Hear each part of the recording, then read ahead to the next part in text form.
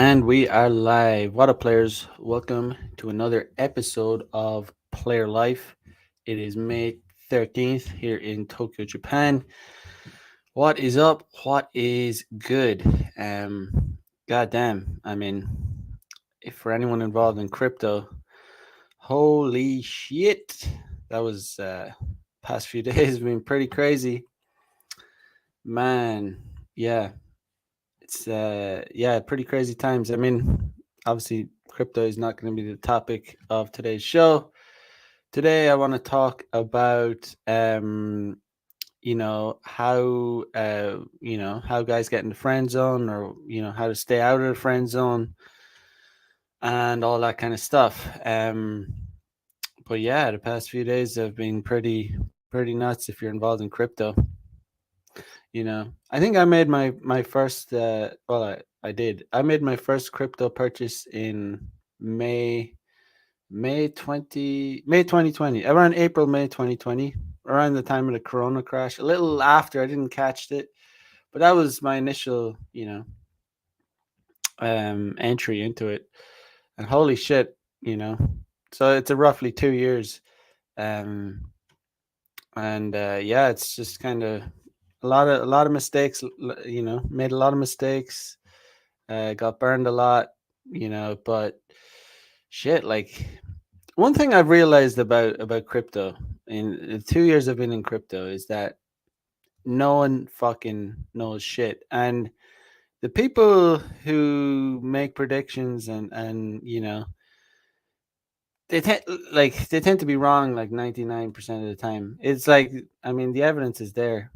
Um, it's easy to put people into the right plays in a bull market.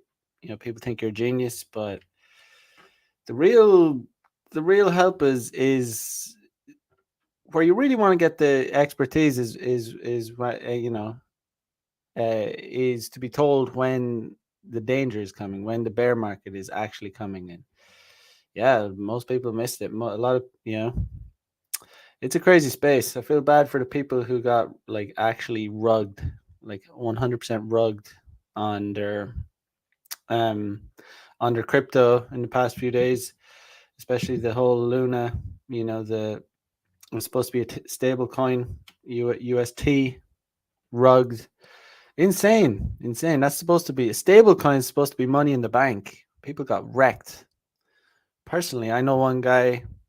I know I'm not gonna say, obviously not gonna say names, but I know a guy that lost all his profit over 2 years. It's 2 years of like looking at charts, like being like, putting a lot of investing, a lot of energy, a lot of like, into just because the thing about crypto is kind of like it can be a stressful thing because it's like it's like gambling, but it's like your play is constantly running. Like, there's no break. You go to a casino, you throw the dice, it's kind of rapid, but this is like you're when you go to bed, you're still kind of gambling. But yeah, I mean, that's really fucked up how people lost so much money from their stable coins getting rugged. Um, Pretty fucked up indeed. I know, yeah, like I said, I know a guy lost like 200 grand, like all his profits because he got rugged in the space of like 2 days or something. Like, it's pretty wild. Like, um, I've lost decent chunks of money, but it didn't come like that. And obviously you don't lose until you sell and all that shit, but um still, man, I don't know. It's still over. It's just there's so much fucking shit advice out there. A lot of time you're better off going with your gut. That's what I've learned.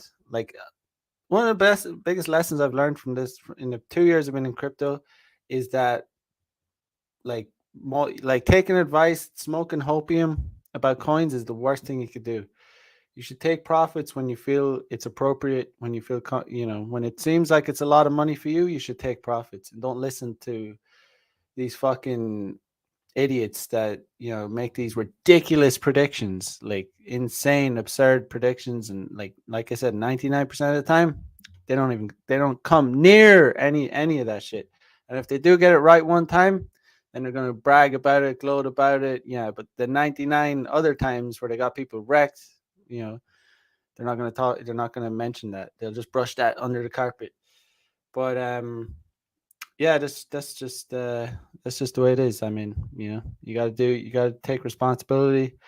You can't be like, you know, you can't listen. You really have to, you know, they say do your own research. You really, you know, when you hit that green button, you're responsible. So when you buy in stuff, you're responsible for it because most of these gurus and people who make predictions, like I said, they get it wildly wrong, like really badly wrong, like not even close. It's super easy to make people money in a bull market when everything's going up. You can put your money in any kind of shit coin, and you're gonna get, you know, chances are you're gonna make some returns on it. But yeah, and it, you know, there's no good advice. It seems it's rare to find some reasonable good advice in a bear market because everyone's like buy the dip, you know, and it's like dip to keep the dip keeps dipping, like kind of shit, and then people get, you know, even projects are get rugged and shit, and just terrible shit advice going around left, right, and center, like left, right, and center, and you know, it's a crazy space when you get involved in crypto and you start buying altcoins. Just understand you're entering a casino. You are entering. Obviously, it's a little different to a casino, but it's it's very similar in a lot of ways. Like you're gambling, that's for sure.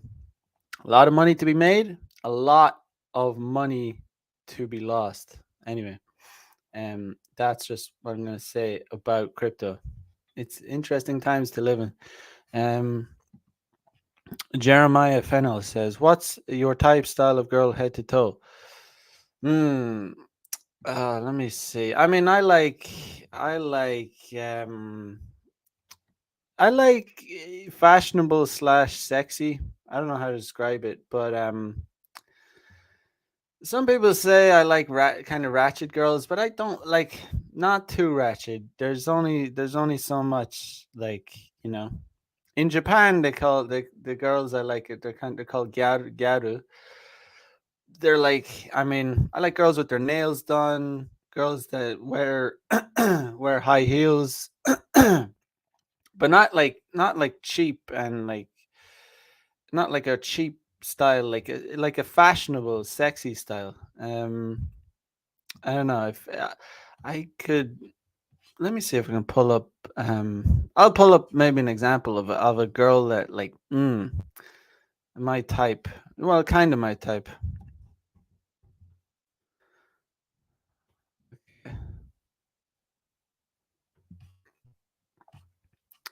Kind of my type, I guess, man. I don't know. I have, but you know, I have broad types, I guess. Um, okay, let me see. Let's share this.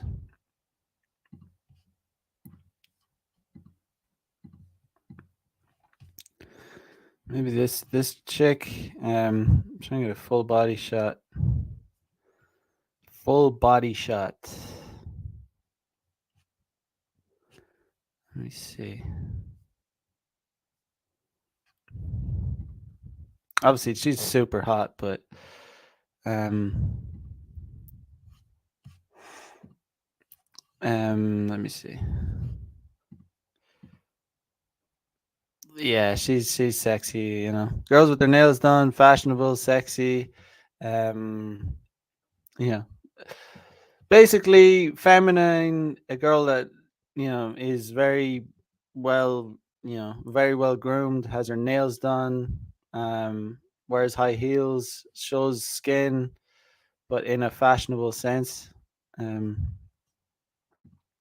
but yeah, I mean, this is like a 10 for me.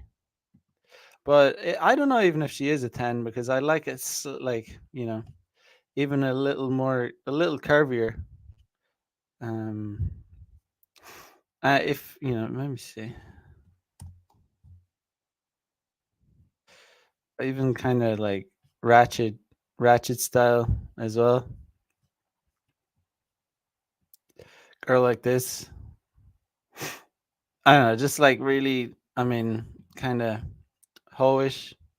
Like, I guess I'm definitely like, you know, it's kind of like I'm attracted to hoes, I guess. Not you know, I'm not looking to date any girls right now. So obviously, so it's like, you know, it's like the Madonna horror complex, um, where you're sexually um attracted to like, you know, hoes, but you know, so it's fine. I'm fine with banging hoes. Uh, something like this, just yeah, just sexy. I hope that answers your question. Um, you know, good stuff. Yeah, so I like a mixture of like sluttiness, sexiness, and fashionable. You know, it has to be. You know, she has to look good, have good taste. Um, but yeah, back to the topic at hand. Um, how not to get friend zoned by chicks, because you know, how to stay out of the friend zone, because that's a bullshit zone to be in. But it's really not a difficult thing to stay out of. It's very easy to stay out of the friend zone. It's not like it's not an issue for me, because like just naturally, I'm not friends with chicks. I've never been friends with chicks. I've never like, I mean, I like, I'll never say, I won't say never, but you know, I've had chicks that I've hung around with in back in my blue pill days, but even then it didn't seem like, it didn't seem natural or normal, or you know, um you know, it's just I just obviously, you know, get on with when want to be friends with someone, you have to have things in common. You have to, you know, so obviously have more in common with guys, obviously. So I wasn't one of those guys that just, you know, had female friends. Not to say I never had, but would I have female friends now? Yeah, very unlikely. Unlikely. I could have acquaintances, girls that I know, you know, I can be friendly with them, but like friends, like let's go for lunch, let's have like dinner, let's hang out, let's, you know, no, like I'm gonna call one of my guys, and you know, we're gonna hang out and we're gonna talk about shit. We're gonna talk about the meaning of life. We're gonna talk about, you know, money. We're gonna talk about chicks. We're gonna talk about, you know, stuff that you stuff that you can't talk about with chicks. You know, really. Um, I was talking to my friend just yesterday about like this idea that these guys that, you know, they say, oh, you know, 21-year-old chicks are so hot, but you know, I have nothing in common with them. And it's like, dude, like you don't need to have anything in common with a chick to like enjoy her company. Like, and the thing when the type of guys that say that are the type of guys that can't get with 21-year-old chicks. They can't get those hot girls, so they make this, it's a cope basically. This is my theory on it anyway, because I even see it in the red pill space, or even just online. It's like these dorks talking about, oh, she's hot, but I just couldn't talk to her. I would have went up and talked to her. I felt like I was talking you know, to a child. You know, she's so immature. It's like, dude, shut the fuck up. Like, what are you talking? Like, you don't want a girl, like you're not going to talk about, like I said, you're not going to talk about the meaning of life with these chicks. The chicks talk about a completely different subject matter. They talk about travel, fashion, food, like really light subject matter, you know.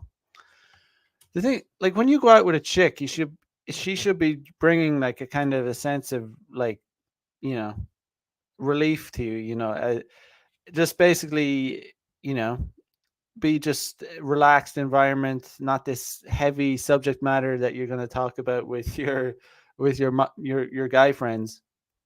You have your guy friends to, like, you know, talk about serious shit and talk about everything with, you know, and you have your chicks that you're just gonna like talk about, basic shit, not like heavy subject matter and talking about money, muscles, game, all that stuff. Um, and that's fine. It's fine to just have like talk, shoot the shit with chicks, and not have this deep connection. Because if you go looking for that, you're never going to find it. You're not going to find a red pill chick. Like, oh my god, she's not red pill. She doesn't know about crypto. Oh my god, I can't talk about I can't talk about the meaning of life with her. It's like, dude, like, what the fuck? She's a hot piece of ass that you can joke around with, like, and have some fun with, and fuck. Like, why these just these dorks that it's a cope, man. It's actually a cope, man. These guys saying, "Oh, she's not mature enough." Oh, I just felt like, oh no, dude. She wasn't interested in you because you're a dork. You couldn't get with her if you wanted, so you're making up this coping strategy. Oh, thinking that thinking that trying to pretend that you care, that she's not mature. Yeah, and it's like, and on top of that, in general, like, the thing is, like, younger chicks, like 21-year-old chicks, are just they're eh, they haven't been jaded. They haven't gotten wrecked by just by life yet. Um, Girls in their late 20s, early 30s, like, they've just been through it. They've had a bunch of dick, and they're just not. There's just this kind of like, they're just not as fun to be around, in my opinion. So I don't give a fuck about them not being mature and all this shit. Um, in my experience, it's just like younger chicks are just happier, and like there's a genuine happiness about them. They're still excited about life. They're still excited about the future. They're still, you know, eh, and with the older chicks, it's all serious shit. It's all like, oh, it's like going on it. Like, there's just too much. Like, there's just too much with them. It's like there's this sense of like they're jaded basically, and they're kind of cynical, and you know they're suspicious of you as a guy. Like, they're not, so it's just not as fun. So anyway, um, that's that. But so for me, yeah, always, I think I've had better experience hanging out, hooking up with younger, going on dates and hooking up with younger chicks. It's just like there's less the funny thing is, it's like the younger chicks are easier to fuck as well, because they're like, they haven't had as much dick, and the older chicks actually generally make it harder. And it's funny because the younger ones are hotter, and I want to, obviously, men, we want to, we want to fuck the hot, fertile, sexy chicks. We don't want to really. It's not that guys won't settle for older chicks. Chicks can still be hot when they're older, but you're always gonna choose the younger chick if you have a choice. Like, if you can choose between a 31-year-old chick and a 21-year-old chick, you're gonna take the 21-year-old chick, unless you have uh yeah, milf fetish or something like that. But whatever. um but yeah, staying in, but getting into the friend zone has not been an issue, or it's not an issue for me for years and years. Like, I would say ever since I've been in Japan, I've never had a female friend. Like, I've never had a female friend in Japan. I've had sex friends. That's what they call it, friends with benefits. That's what we call it. But we're always banging. Like, we have to be banging. Like, I'm not hanging out with chicks that I don't bang. Like, I'm not. Like, why would I? Like, unless there's something to be gained from it. Like, it's just, there's not going to be much in common. If I'm going to be hanging out with someone, it's going to be, like I said, either a chick I'm banging, or one of my male friends. Like, we're going to hang out. Um, I'm not going to be hanging out with a chick that there's not, like, what's the point? Like, you know, um, just not worth it. But let me just share this video. I'll do some commentary on it.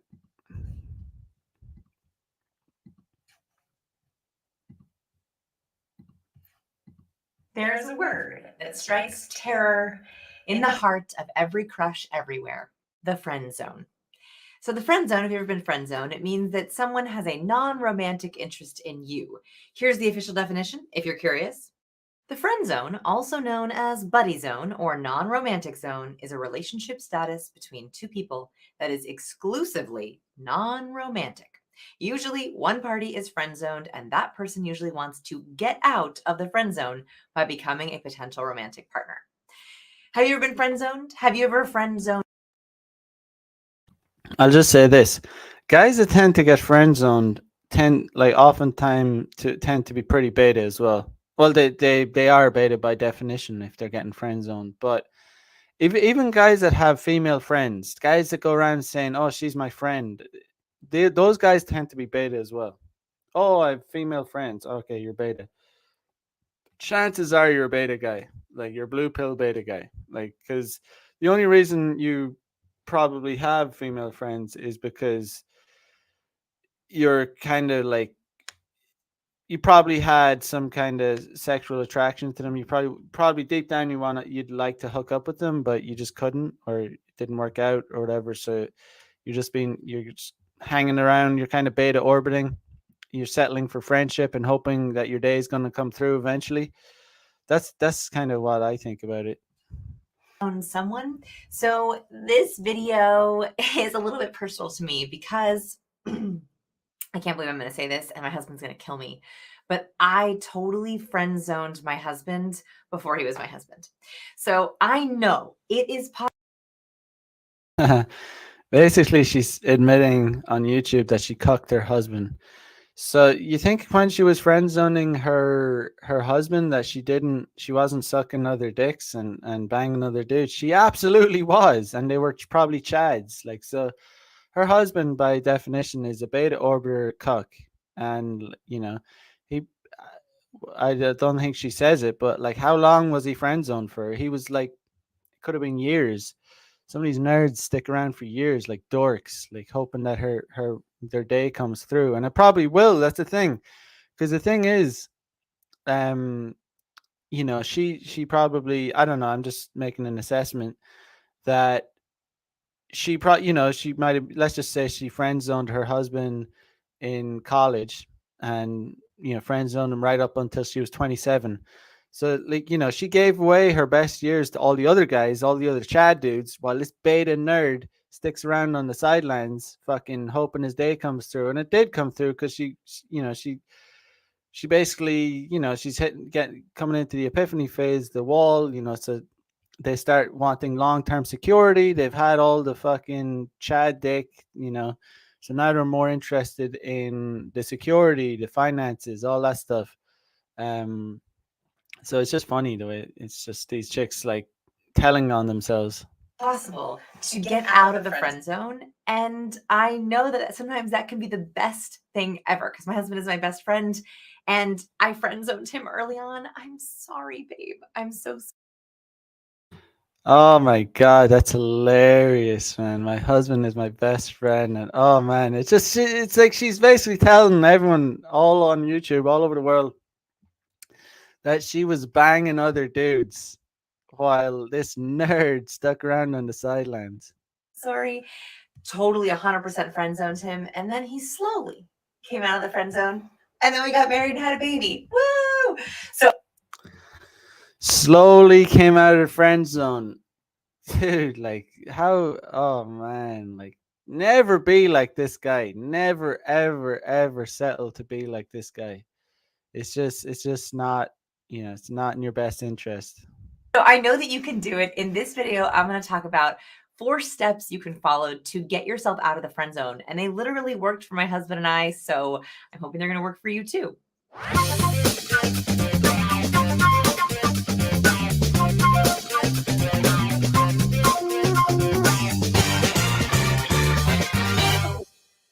First, let's talk about some signs that you're in the friend zone. So if you've ever heard, I don't want to hurt our friendship. I said that to my husband. The translation is, I don't ever see you romantically. Or if you've ever heard, I can't believe you don't have a partner. The translation there is, you'd be great for someone else, but not me. Or if you've ever heard, you're like a sibling to me. Ooh, That translation means there is no romantic feelings here at all. Yeah, any of these are bad. You know, if any of the any chicks like, and it's your fault if you ever if you have let gotten to a point where some chicks are are saying any of these things to you, then most likely it's your fault because you haven't escalated. You haven't shown enough like masculinity. You haven't shown enough of your true intentions. Um, you know, I remember one time I had a girl tell me, I met her, I day gamed her, got her number, arranged a date.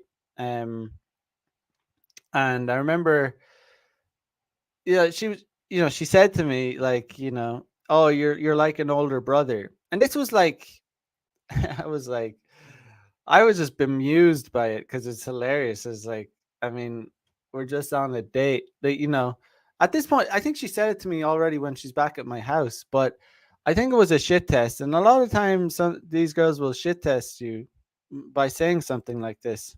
And that's when I can't remember exactly what I said. It's a while ago now, but I remember it was like something along the lines like, I'm not your fucking brother." And at that point, I made a move on her, and that's the only logical thing to do because, like, bitch, I ain't your brother. Like, I don't know what you think this is, but And at that point, I made a move on her, and we hooked up, and that was the only, So yeah, sometimes chicks will say things like this to shit test you. Ever, can't be, won't happen, won't do it. Believe me, I've been there. I've said these things. These also things have been said to me. So what do you do if you think you've been friend zoned? And by the way, you've probably been friend zoned if they do things like always bringing other friends with you, if they constantly talk about their crush around you, if they do disgusting personal habits or things around you that you would never normally do in front of a romantic person, if they always try to set you up with people, like they match make you, that can be a sign that you're friend zoned. I mean, that would be the only reason to have a female friend. If she was a solid friend, if she was a chick that was like pimping out other chicks to you, sweet. I mean, if I found a female chick like that, maybe I would be your friend. But oftentimes chicks don't do that. The reality is chicks don't really do that. Like they don't. Like they might try and hook you up with one of their friends, but they'll expect you to date her. They're not gonna tolerate you just banging all their friends. They're not gonna do that. They're not gonna pimp out their friends to you. So like this fantasy that, oh, you're gonna have a female friend and she's gonna hook me up with all these girls. No, she's not. If she tries to hook you up, she'll expect you to date one of her friends, like properly date them, and not be, she's not gonna just keep sending you chicks your way. Like it's not gonna happen. Like and I was just it's just I know chicks inside out. They're not gonna tolerate. They're not gonna like be a lot. They're gonna get annoyed. They'll be jealous about it. But yeah. Um. If they constantly talk about you as a friend or Oh yeah. Also, if they, if you're trying to meet a chick and she's always telling, oh, bring your friends, oh, let's meet as a group. It's like fuck that. Like she's not interested. Only recently I had a chick like that. I got her whatever, got her Instagram or line or contact. DM'd her, tried to arrange a date with her, and he's, oh, let's meet as a group and all this. It's like fuck off. Like no, obviously I didn't say that, but it's like in my head I'm like, yeah, fuck off. Like we're not doing that. And when another things chicks will do is be like, oh yeah, yeah, if we, whenever we meet, we'll meet. It's just that kind of bullshit. If a chick ever says that kind of shit to you, it's like, oh yeah, she's has very low interest. Just forget about her. Find other chicks. Like if we meet, we'll meet. We're not gonna, whatever. Like obviously, I'm trying to fucking like meet you. I'm trying to date you, but it's kind of an obnoxious thing to say to someone.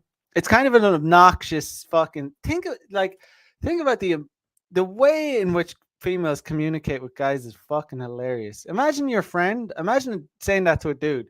Your friend's like, "Hey, dude, like, you want to link up? Gotta fuck hang out later." I was like, I don't know, man. Like, if we meet, we meet. It's like, dude, fuck you. Like, get the fuck. Like, it's like, just the shit females do. Like imagine like um calling up your friend and being like, "Yo, dude, you want to grab a few drinks later?" And he's like, maybe. Let me get back to you. Like you'd be like, "You fucking dickhead. Let me fucking know, man. Maybe." Like fuck you, dude. Like that's what man. If guys behave like bitches, like that pisses me off. Like that's a serious like even when you're dealing with dudes, if you have any male friends that behave like bitches, red flag, man. They'll never have your back in any real kind of situations. Just understand it, it's called fair weather friends, like you put them in that category. If you have friends that have flaked on you and all that shit and like they're flaky and they say maybe and shit, okay, they're bitches, they're fair weather friends. I'm not saying you have to cut them off completely, but just put them in that category. Don't have them in your inner circle. Don't put them as being proper friends. They're fair weather friends. They can be friends, you can have for like entertainment purposes, like for parties and whatever. But they're not real friends. Um, but yeah, that's kind of a side note, side tangent. But Or a sibling, that can also mean you're friend zoned. So what you do if this is you is start to follow these 4 steps. Now, these 4 steps, you might have to stay in these steps for a long time. I don't want you to go through them too fast and they won't work. The point here is to dominate each step before moving on to the next one. And hopefully you won't even have to make it to step number 4 because you'll be out of the friend zone by then. So here's step number 1. Step number 1 is be the catch. The biggest mistake that we make in the friend zone is we begin to focus all of our energy on the person that we have a crush on.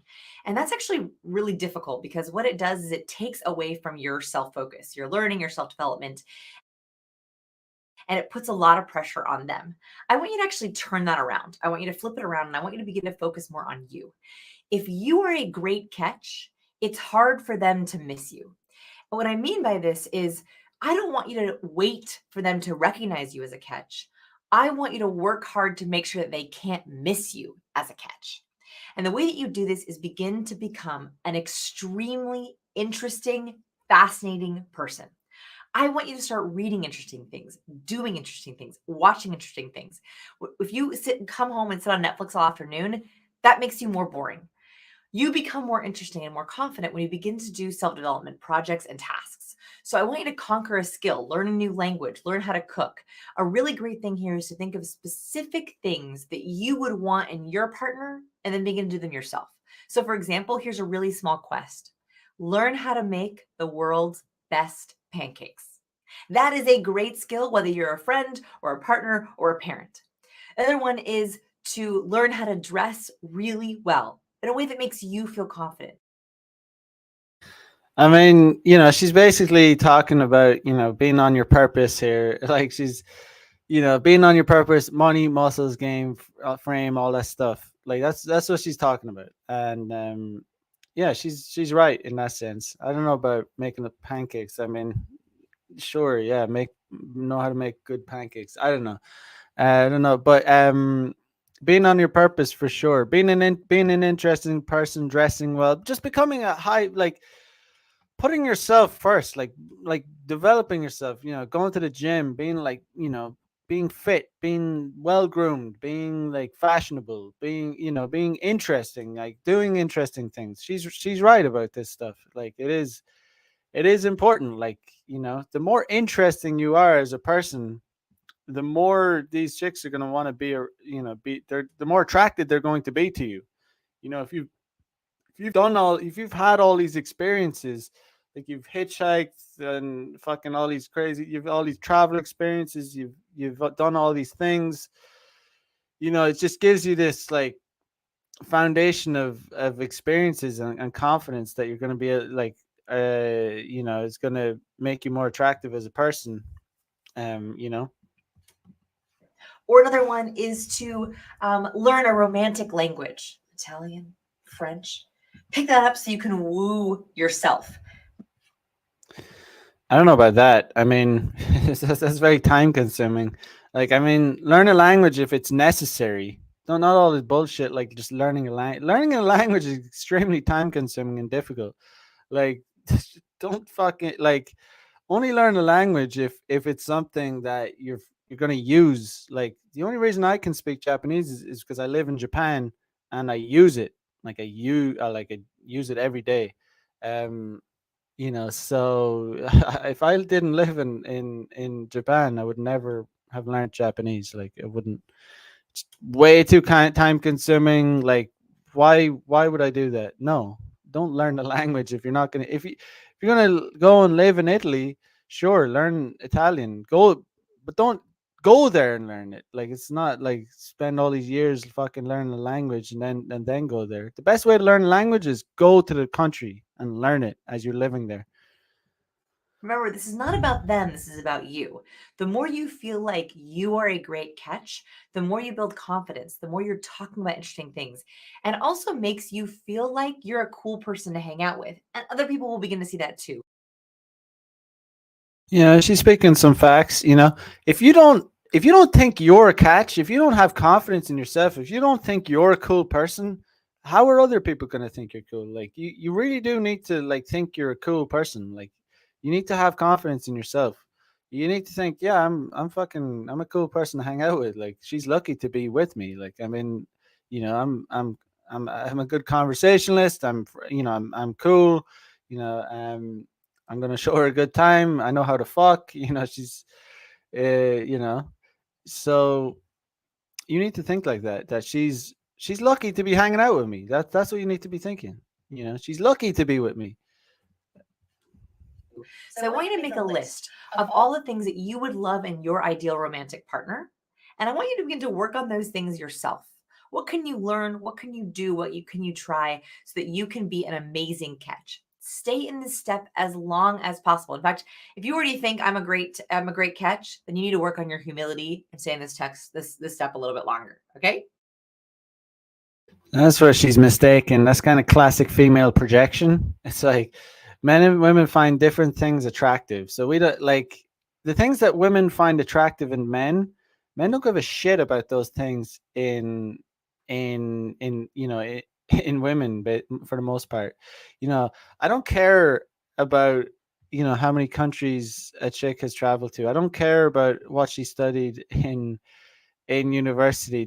These things don't make her more attractive. Like they don't make her more attractive at all. Like there's zero. They don't help her to be more attractive in any way, shape, or form. But the opposite is it. Like for men, they do make you more attractive. Like if you've your job, like I could, you know, job has nothing to do with it for my for if a woman she's an executive in some company, but she's like and a millionaire, but she's busted. She's still busted. Like there's no like I don't want to date her. I don't want to bang her. I don't want to. It's like, but if a girl is like sweeping the floors in McDonald's and she's fire, she's hot as fuck. Um, then I'm all about it. I'll date her. Absolutely, I'll bang her. I'll be delighted to do it. And that's the funny thing about Japan is I don't know. I can't like the funny thing about Japan is you see these hot chicks working like really like kind of regular service industry jobs like and the kind of jobs that in a Western country like if a chick was working those kind of jobs, like sweeping the floors, stuff like that, they're way less likely to be hot. Like, but in Japan, there's just so many hot chicks that someone's got to do it. Step number two, focus on the dopamine. Okay, this is a weird approach to the friend zone, but it works. When we think about interacting with another person, we are actually working with a couple of chemicals that are happening without us realizing it. I love them so much that I have them on my wall. So these chemicals that I have on my wall are the chemicals that come up in interactions. And the one that I want you to focus on step number two is dopamine. So dopamine right up there is the chemical of pleasure or excitement. Dr. John Medina found that dopamine is what makes someone memorable. Dopamine is the experience of being excited or engaged or motivated. So when you think, oh, I really want to do that, or this has been so much fun, or I love spending time with you, that's dopamine. The biggest mistake that people make in the friend zone is they try to convince the other person that they're a romantic partner. I don't want you to convince them of anything. I want you to focus on trying to trigger as much dopamine as possible when you hang out, when you text, when you call, when you video chat, when you hang out. The point here is to get them laughing, excited, interested, having fun. So I want you to think of dopamine worthy activities. And typically, this has to do with doing new things. So this could be trying a new restaurant every Friday night. This could be trying a new drink every Saturday night. This could be trying a new recipe every Sunday morning. This could be trying a new class, trying a new hike, trying a new walk, walking a new block every time you go on a walk. This could be If you're going to these lengths to try and impress a girl, then you're she's describing a bait like see, this is from a female's perspective. They want guys to try really hard, but like an alpha guy, like a guy with game would never do all this shit. Like the thing about it is like anytime I go deal with chicks, I go on a date with them. They know on the first date that there's no way. Like even the fact that they're coming on a date with me, that they know that they cannot be. I can't be. There's no intention. They know that I'm not going to be their friend. They know it's a date. So like every female that I'm interested in, they're going to know really soon because the way I'm just communicating with them, the way I'm dealing with them, I'm not trying to meet them with their friends. I'm not trying to go to a party with them. I'm trying to meet them individually because if they don't meet me individually, I don't meet them. That's just the way it is. Um, and she's like, try a new restaurant every weekend. Like how many, like, you know what I mean? Like how long, you know, that's like beta orbiter territory.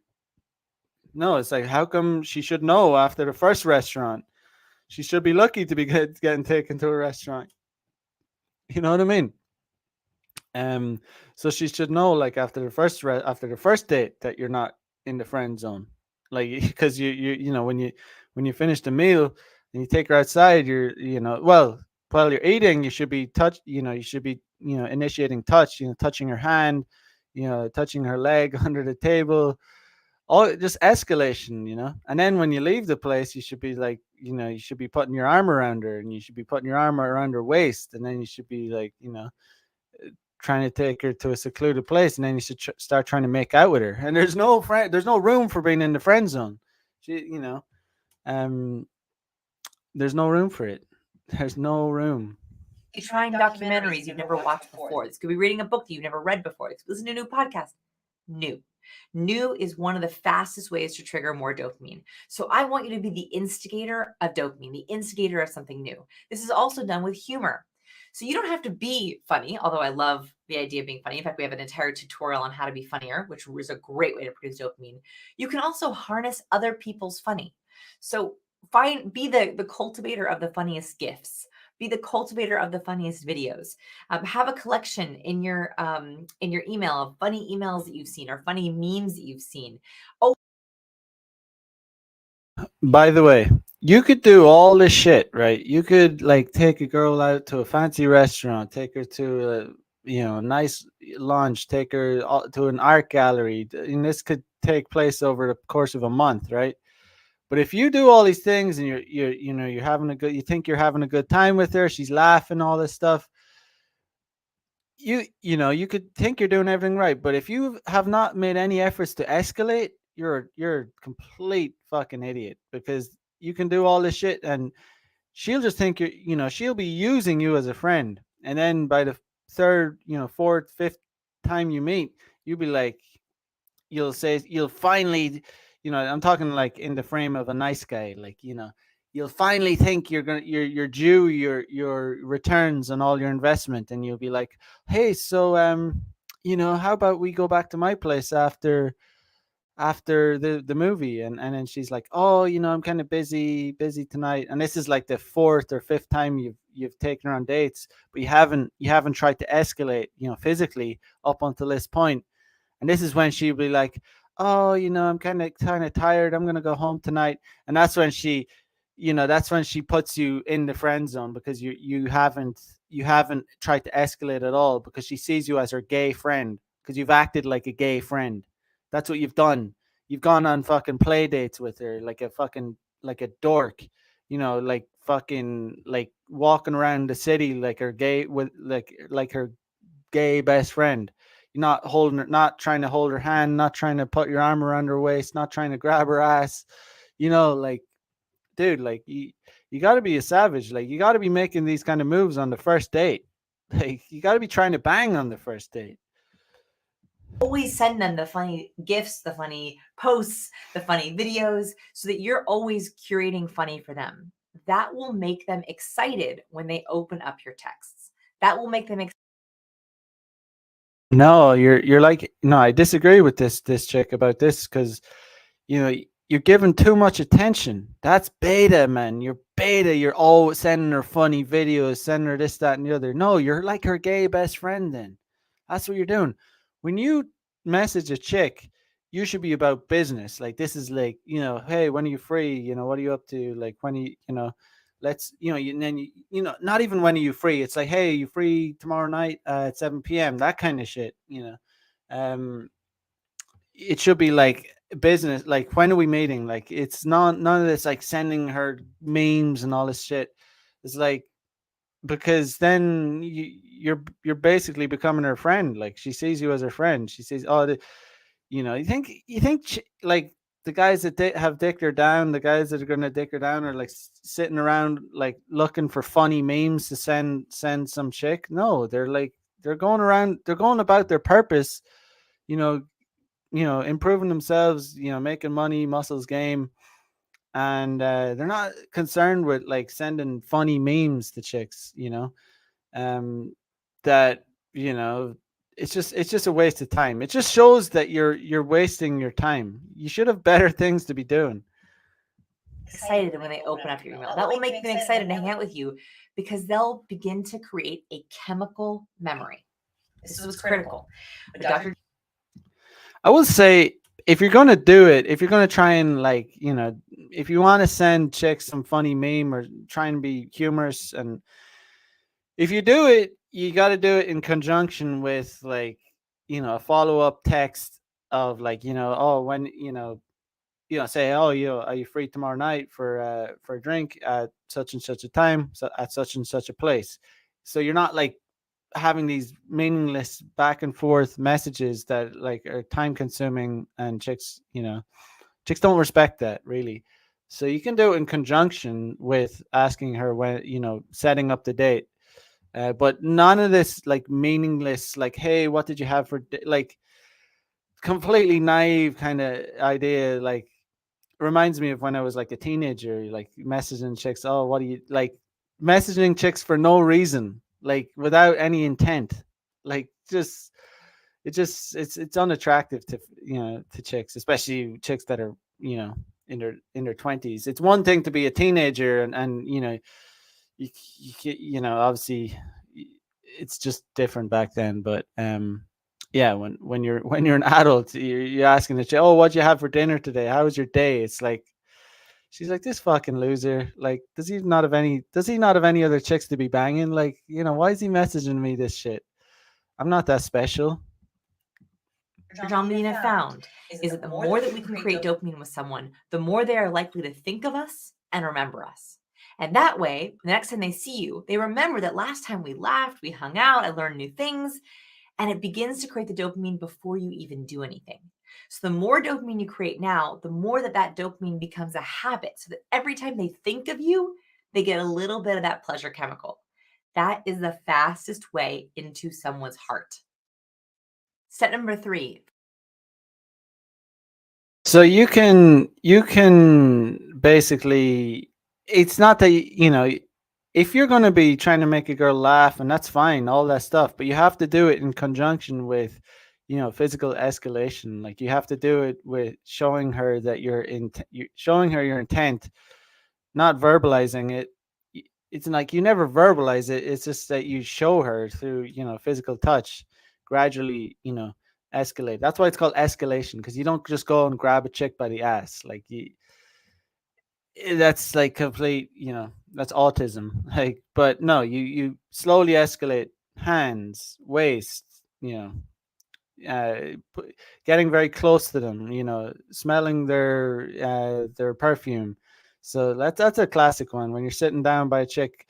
Just guys got to get used to escalating, putting your arm around the chick. If a chick isn't willing to let you put your arm around her, that's her. You know, the medium is in the message, the message is in the medium or whatever. Um, you know, if she's not willing to let you do that, that's just her telling you that she's not interested and she's wasting your time. But then you got to figure out if she's shit testing you and all that stuff. So, because a lot of time chicks will like shit test you and kind of they might shrug your hand off them the first time and be like, "Oh my god, you're too close," and it's like, "Oh yeah, but you're we're on a date, so I think you're hot." Kind of So be prepared for chicks to shit test you like that. Focus on oxytocin.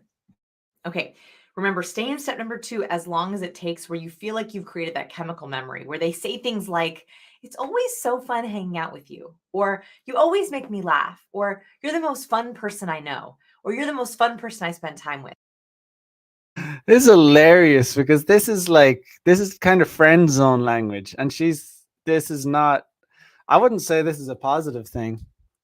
Like I wouldn't say this is a sign that she's sexually attracted to you. I would say she's setting you up to be friend zone, and this is it's females got it so twisted. Like it's hilarious. Like it's hilarious when chicks say shit like that. That means you're like she's setting you up for friend zone, and she's out here saying that she's out here saying that this is some kind of like good signal that you're not going to be uh that she sees you as being a romantic partner. It's just funny, man. It's funny. Chicks got it twisted. Once they begin to say those things, great. You have created a dopamine chemical memory. Perfect. Once you've hit that, and keep doing step number 2 until you've hit that, you can move on to step number 3. Step number 3 is creating oxytocin. So after pleasure, after dopamine, we hit oxytocin. And I discussed this with my interview with Dr. Paul Zak. Dr. Paul Zak is a researcher on the molecules of connection. And he found that in an interaction, typically we're looking for dopamine first because that creates motivation, the desire to hang out with someone, the desire to text someone. If you have trouble getting someone to your friend zone person to reply to you or want to hang out back or reciprocate, you need to stay in step number 2. Dopamine is all about motivation. Once you feel reciprocation, once you feel like, wow, there's an enjoyment here, a mutual enjoyment that's working, we look forward to hanging out with each other. I feel like we're being reciprocated. This is being reciprocated just from a dopamine standpoint, not from a romantic standpoint. Then you can move to oxytocin. Oxytocin is critical for the romantic piece. So once someone's having fun with you, the next question they ask themselves is, could this be serious? Could we actually make something of this? And that's all oxytocin. So oxytocin is right down here, very complicated chemical. Oxytocin simplified is the chemical of connection. It makes us feel trust. It makes us feel belonging. It's very, very important for developing love, especially romantic love. So the way that we develop oxytocin is primarily non-verbally. So the very first way we produce oxytocin is with any kind of physical touch. Handshake, high five, fist bump, elbow up, a back touch, elbow touch, cheek kiss, side hug. Any kind of physical touch produces oxytocin. That's she's mixing in some blue pill stuff with some truths as well. And like one important thing she said is that non-verbal.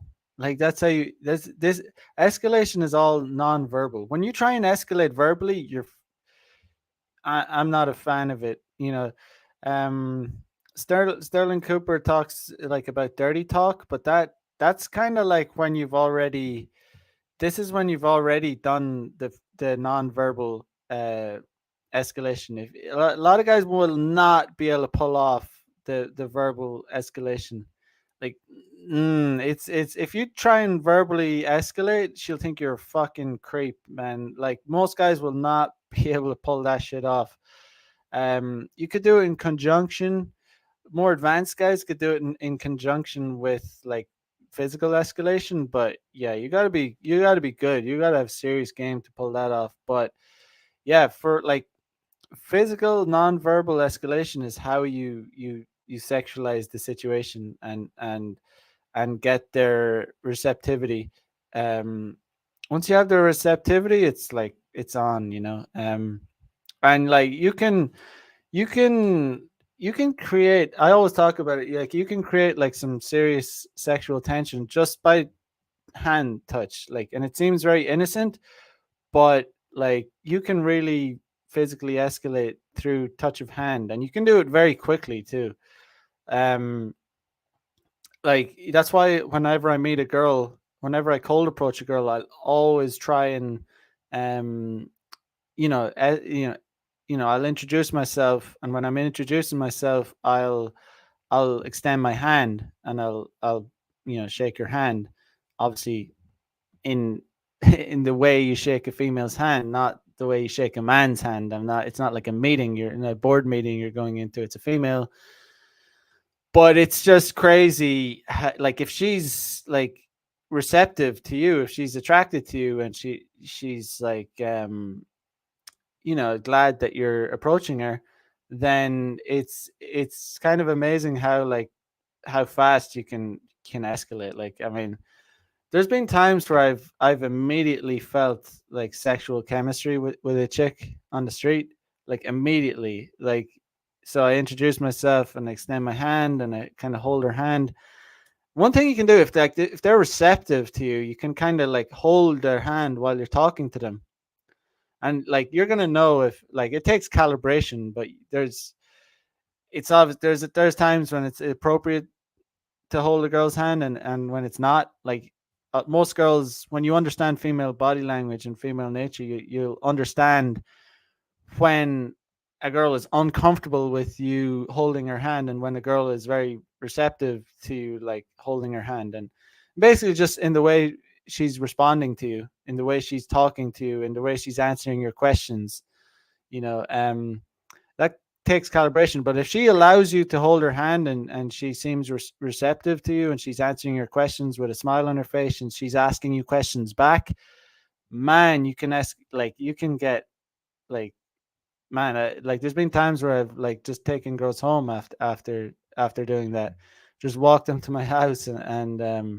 you know just from just escalating in that way. Very simple. It doesn't seem sexual, but just by holding a girl's hand just while talking to them. And but yeah, it works hardcore. Like And so, what I want you to get in the habit of is initiating physical touch upon greeting and upon exiting.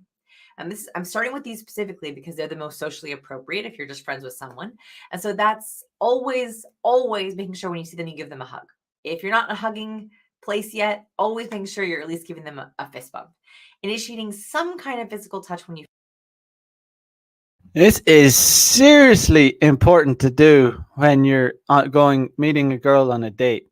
If you don't touch at all, if you don't shake hands, if you don't like touch at all, that's a bad start to the date. Like a really really bad start. Like you fucked up if you don't do that. That shows you're not confident. You're not seeing her as a date.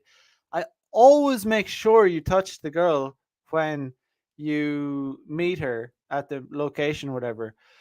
What I generally do is like I some girl like a lot of the time the way in which a girl greets me, or like allows me to greet her, tells me very off the bat, tells me how interested she is, how open to possibly having sex she is on that day. um like if a girl is kind of standing rigid and she doesn't extend her hand and she doesn't move towards you, it shows that she's kind of frigid and she's nervous, or she's not, she needs warming up. Um, but even so, in that case, I just extend my hand, not like you're shaking hand. You grab, not like you grab your hand kind of like that, and I generally put my arm around her and kind of tap her waist, just say, hey, and like, go like kind of closer. Oh, it's nice to see you. Like, how are you today? And you get quite close to them, and the way in which they respond to that kind of tells me like how much rapport I need to build up with them, how much I need to escalate. Like just last Thursday, so like a no, oh last Friday, so a week ago, um, I met a girl, you know, a girl that I day gamed. I met her at the station, And when I met her, like she walked towards me. I put my arm around her. She put my arm around me and like pretty much like grabbed my ass. And I was like, holy shit, this girl is DTF. Like I was kind of surprised. I mean, I just met her briefly. It was kind of a while ago. That's why you always got to stack these contacts because some of these girls come through. Like time kills all deals, but sometimes there's the occasion when the girl comes through, and yeah, but she reciprocated like that, and I was like, all right, we don't need to go for a coffee, we don't need to go for a drink. I'm just taking her directly home, and that's what I did. Um, that's what I did. Just the way she was just keen to hook up. I could tell by the way she was dressed as well. She was dressed casual, sexy. Um, Sometimes you'll meet girls and they'll be dressed really formal and formal, sexy, and it'll be like, oh shit, she wants to be wined and dined. Um, Sometimes you'll meet a girl and she'll be all pure casual, and it'll be like, okay, well, I mean, if girls are pure casual when they meet me, I'm like, I'm taking them home because it's like it tells me that they didn't put that much effort into like coming to meet you. So it's like it's almost like they expect a hookup, like kind of way. Um, so you can tell a lot by the way a girl dresses when she comes to meet you.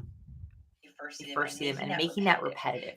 So getting in the habit of always starting with a hug or always starting with a handshake. You would do a handshake. Always, that'd be weird if you were like, oh, good to see you, best friend. That would be so weird. Don't do that. Don't do that. Don't do that. So it's usually Like I said, the way in which you handshake a girl is important. You're not shaking like a hand. I've emphasized that. I want to emphasize that properly. You don't shake it like a man's hand. You kind of grab it. Not grab you grab you you're kind of just you're holding her hand. You're kind of just holding the hand like that. And you can kind of massage it. Like you kind of massage it. It'd be so fucking weird if you did that to a dude, right? So it's not a dude. You're not shaking her hand like a dude's hand. It's not a handshake. It's more like a hand kind of clasp, and you kind of massage it. You can almost hold it for a bit, and that's a way to increase sexual tension as well. So the way in which you shake a girl's hand is completely different to the way in which you shake a man's hand, and so that's an important thing to point out. a hug or a cheek kiss or a fist bump. And then also upon leaving, always a quick hug goodbye, a quick fist bump goodbye, a quick high five goodbye. Cheek kiss is better. You can do cheek kiss. If that feels natural to you, only if it feels natural to you. A quick High five? No way. You don't do high fives with chicks. No, there's no high fives. Um, Cheek kiss. Um, obviously if you're saying goodbye to a girl like that, you weren't successful, she didn't want to come home with you, so it's kind of annoying. But yeah, you should let her, like, you let them know that this isn't like, I'm not going to be your friend. So you don't, like, when you're saying goodbye to them, you absolutely lean in to try and kiss their cheek, like absolutely, like, or even try and make out with them. But oh, it depends on the situation. Like, you don't, like, I always prefer to, like, almost, like, I'm not gonna try and make out with a chick unless I'm trying to, like, in the process of, like, trying to take them home, or I'm already at my house. So if it comes to the point where she's already leaving, and I'm not going to get to she's already declined the offer to come home with me, I'm probably not going to try and make out with her. But because it's just like, what's the point? So, what I'll do is, I'll lean in, I'll kiss her cheek just to let her know that, this is, we're still, this is not, we're not friends. It's important to do that. It's important to say goodbye to her like you're saying goodbye to someone that you're sexually interested in. It's not this friendship thing. Um, quick cheek is fine. So I want you to make sure you're trying to always initiate until it becomes habit, starting and ending with touch. That is a great way to literally leave them with the feeling of oxytocin. The second way that you produce oxytocin is with eye contact. This means that when you're together, Oh my god, you need permission to touch a girl. Oh my god, may I touch you? Oh, may I put my arm around you? This fucking garbage bullshit world we live in, like all this progressive nonsense. Listen to what a female is saying. You always start with touch and end with touch. You don't need permission to do that. Like, this is like, if a girl is agreeing to come on a date with you, she's agreeing to let you, like, greet her with touch. Like, that this is what, within reason. Obviously, don't go and grab ass or anything. Like, that's why it's called escalation. You slowly start off, you see how reciprocative reciprocative they are to your touch, and then you build on that. So yeah, but this a lot of guys are just too scared to fucking escalate, and it's like, right, if you're too scared, you're too scared. Well, you're not going to get the results you want. No more. Hey, how's it going? How are you? Cool. Yeah, I saw that text. No more, friends. Give them the eye contact that they deserve. Every time you make mutual gaze, you are producing oxytocin. Even if they're still on their phone, that's okay. I want your eyes waiting for them when they come up. Now, don't be creepy about this, okay? Right? Don't be creepy about this. This isn't just like, I'm waiting, I'm waiting, I'm waiting. No, it's just like being more casual, right? Like, you check your phone and you're like, hey, what's up? How's it going? See that GIF? Pretty cool. Right? It doesn't mean like intense eye contact, just being eye contact ready. That's what I prefer. Eye contact ready. So you're making eye contact more often when you're talking, when you're catching up, especially in those first few minutes of interaction and those last few minutes of interaction. That creates that oxytocin loop. Oh, I forgot to mention one other thing. Okay, so you have touch on start and end. If that's working, if it's comfortable, if the hugs are really gushy and nice, you can move on to initiating touch in between. Thing about it is, like, when you're on a date with a chick, you should always be sitting beside her. Not like, ideally, you do not want to be sitting across from her. Obviously, some it depends on if you're in a restaurant. Sometimes it's like it's a chair, so you can't. It's hard to sit beside them. But ideally, you want to be on a bench or a couch where you can, like, sit, like, literally right beside them and have your arm around them. So in a lounge or a bar like, it's, you know um where you're talking very intimately and you're very close to them, and your bodies are like side by side. You're and your arms around them. So it's just like, that's one way to escalate as well. And you're definitely not in the friend zone when you're doing something like that, and she knows it. And these are small things, right? Like, you both discover something great. Ooh, high five. Oh man, we found it. Fist bump. Hey, excuse me. You touch their shoulder as you move around them in your bedroom. It's funny that she's saying shit like this, and she's talking about how to get out of the friend zone. It's really weird. Like, it's like, no, you don't high five, you don't fist bump chicks that you're trying to bang. No, there's none of that. That's like calling it a chick calling you bro and stuff. No, there's no. You don't do that. No, you don't high five. You don't fist bump. It's funny. The, There's the thing about chicks. They mix in some truths with bullshit, and that's exactly what this chick is doing. She's saying some things that are legit and true, and she's mixing in, like, bullshit as well.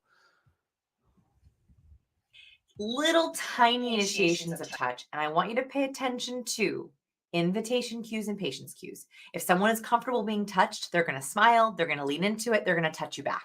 That's called an invitation cue. They're inviting that. They're inviting more of it. If you get a patience cue, no touch. A patience cue is a pull away. A patience cue is a shrug away. A patience cue is a grimace or a disgust or a contempt. A patience cue is, ugh, don't touch me, right? Like, those are all wait, be a little more patient. So I want you to watch and see if little touches initiate the good or the bad, and then slowly work your way to more of those invitation cues. Okay, so she's correct here. This is true. Um, whenever you initiate trying to initiate touch with a chick, if she, like, shrugs away, or she's like grimace, like she said, you feel like she turns her body away. She doesn't let you put her arm around her. Like, take a break. It could be a shit test. you know, try and escalate at a further point, give it a break. That's what you do. Give it a break, but keep trying. Don't just quit, because like if you quit, then you're a quitter, and she sees you as a quitter. You got to keep trying. Um, and that's this is interesting when it comes to like night game and going to bars and stuff like that. Whenever you want to, whenever you approach a chick and want to, have a drink with her, obviously you're in a bar, eventually it's going to be like, oh, you're going to try and have a drink with her. um it's just kind of expected. But before you do that, you want to talk to the girl for at least a couple of minutes, ideally five or so minutes, and you want to try and escalate to the point where she's letting you put your arm kind of like on her waist, or around her. Obviously it's in a bar, especially in a club, um because it's noisy. You want to get close to them. If a girl is like pulling away, shrugging while you're trying to put your arm around her, like, don't buy her a drink. Don't abort. Like, don't waste your money, because you when sh time and asked me how I know. I've learned this over many years. Like, I understand night game, I understand bars, I understand exactly what chicks do to the T. I understand exactly what happens. So chicks go to nightclubs and they want to get free drinks and they don't want to spend money. So what they do is like they'll accept drinks from guys that they're not interested in at all. And they'll talk to guys in that they don't have any interest in at all. So, and the reason they're doing that is just to get a free drink. And they'll hang in there until they get the free drink, and then they'll say the classic line is, "Oh, I gotta find my friends." It's so stereotypical. It happens like, I mean, it's so like, but it doesn't ever happen to me anymore, because I just employ that simple tactic of talking to them for a few minutes, establishing that they're allowing me to, initiate touch with them. They're not pulling away. Like, just last weekend, I was in a club, and I started talking to this hot chick, and I tried to isolate her. I said, "Hey, let's have a drink." But so she said, "Okay," and she came with, I said, "Oh, let's go upstairs first," because she was with her friends. And I it was funny because, yeah, she was a smoker, but she was like, "Okay," and she kind of came. She was kind of reluctant to come, but since I said let's have a drink, she said okay. But I took her upstairs. But before I bought her the drink, I kind of like, you know tried just talk to her a little bit. And at that point, I just kind of lightly put my hand on her back, because it was noisy as fuck. It was a club, so I kind of leaning in, and she aggressively, like, turned away from me and like totally like took my like made it very obvious that she was very uncomfortable with my hand. Very milk toast, nothing much, just on her back.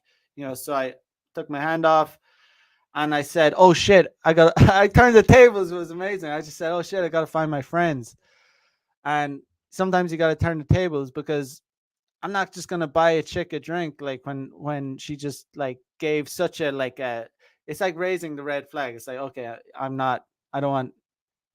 Like, it was just obvious that she didn't want me to touch her at all. And if I bought her a drink, she was definitely going to give me the line is, "Oh, thank you so much. I got to find my friends now."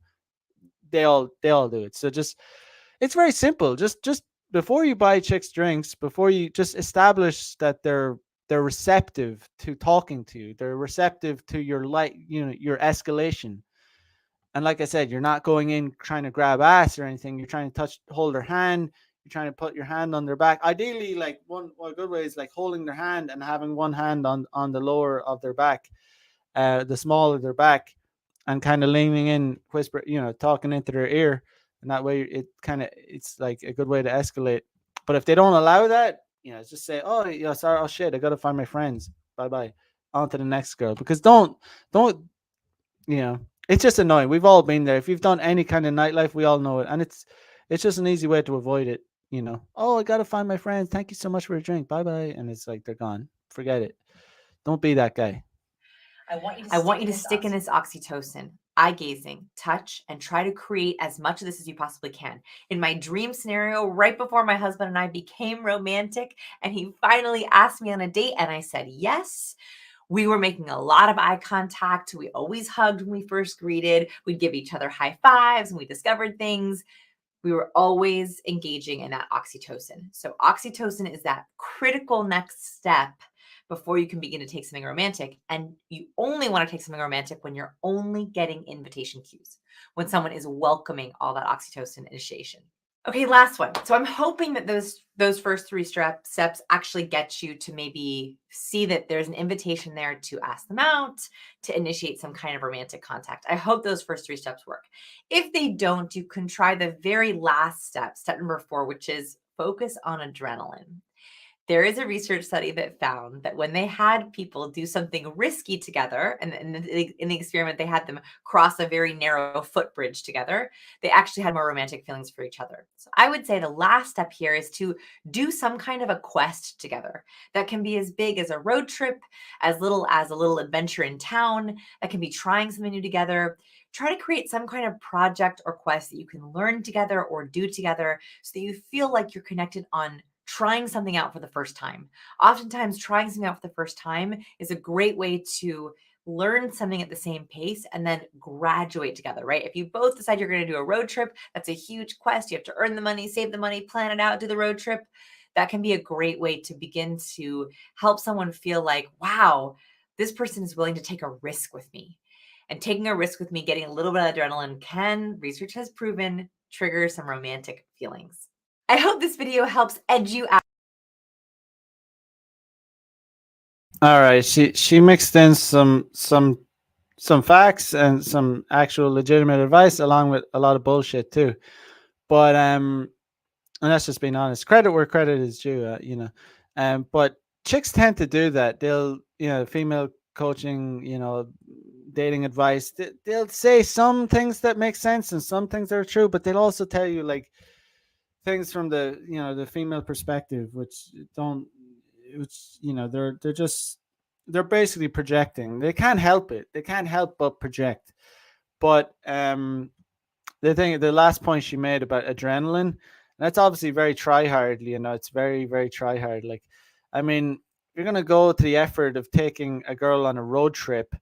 Uh, well, the thing is, if a girl agrees to come on a road trip with you, the chances are she's DTF. Like, I mean, it would be a nightmare to go on a trip with a girl and have her like cock block you and blue ball you, like, and not let you fuck. That would be very fucking annoying, to be on a trip with a girl and her like her like blue ball you and like not let you fuck. It would, yeah. So you're obviously taking a risk. But I would say if a girl does agree to come on a trip with you, the chances are she's gonna let you fuck. I would say, like, but yeah, it's obviously very try hard. It's like, going out of your way. It's like, I always say, like, don't invest too much in chicks like before you've banged them at least once. Your investment into I'll like never go too far out of your way to meet a chick. Like, don't invest too much time, don't spend too much money, don't, because it's oftentimes it's not going to be worth it. Like, if you the harder you try, the worse results you sometimes you're going to get with chicks. I know a guy that this is a blue pill dude. A blue pill as fuck. But I knew him, and he basically paid for a chick's flights to come back to America with him from Japan, um, to spend Christmas with him and his family, and she fucking canceled. She canceled on it, like she just canceled it, and broke up with him. Um, Unfucking believable, crazy. Like, he spent all that money, couldn't get a refund on it, all that shit, and she didn't give a fuck. She did not give a fuck. So, the harder you try, sometimes it's just you're not going to get rewarded for it. So, your initial investment should be, low enough. That's why when I meet chicks, it's like I'm way less likely to, meet them. Like I'm never gonna go to a chick's area. Like I'm not gonna go too far to meet her, because it's like I said, a lot of the time, the harder you try, the worse results you're gonna get. You don't want to come off as being a try hard. You don't want to come across as being like, yeah, like I said, basically trying too hard, because it's like it shows a guy that has options isn't gonna need to go to those efforts. And it's just funny. It's like to say it time and time again: the rich get richer, the poor get poorer. It's like sometimes when it comes to attraction with females, it's like the harder you chase, the faster they're gonna run away from you. So you want to create attraction. You want to deal with chicks that are gonna, like, ideally, you make the effort to approach them, to source them, to make the approaches and all that, and then it's their job, since you made the effort to go and approach them, get their number, take all the initiative, then they have to reciprocate by following your plan or whatever. They have to reciprocate by coming to meet you at the place that you decide and the time that you decide. Obviously, you can compromise on times and whatnot, but like I said, yeah, so you're the guy, you're the man that had to, go and initiate the approach, everything. She would never have approached you. So then, like I said, she has to reciprocate by following your instructions or plan or whatever. So if she doesn't do that, she's telling you that she's not that interested. Okay, so ask me how I know. I've learned this shit. When chicks refuse to do this and they're like, "Oh, I'm only free at this time at this place. You like it or lump it." It's like, yeah, I've gone and met those kind of chicks. What happens? I go and meet them, pay for dinner, and I don't see them again. I get blocked, or they just don't leave me on red, and it's over. So you learn this shit. You learn the hard way, but you do learn. So yeah, it's just the little things that blue pill guys just get wrecked by just going on these pointless dates. And like even before I go on a date with a girl, I know, like, I've summed it up as to how likely I am to be, get laid or not. But just by the way she's responding to me and whatnot. But yeah, guys, hopefully this information is going to help you out. How not to get friend zoned. If you would like a consultation on day game, if you want to improve your sex life, no better man for it. I will sort you out. I will tell you exactly what you need to do to improve your day game strategy, your whole setup. It might be that sometimes guys just need to be told, like, it could be the most obvious things, but they don't realize it, until someone tells them. They could be fat, they could be out of shape, they could dress like shit, they could be poorly groomed, their game could be horribly off, they could be just all these kind of mistakes that they could be making. So if you want, like, a good assessment of your current situation from an expertise perspective, go to macthedaygamer.com and book a consultation. And it might only take one consultation that could change your life. So change your sex life, that's for sure. So on today's Friday, so yeah, have a good weekend wherever you're at, and check back in on Monday, 9 p.m. Eastern Standard Time, for another live stream, another episode of Player Life. So as usual, like, comment, subscribe, support the channel, send a donation, whatever, book a consultation. Peace out. Have a good one. Bye bye.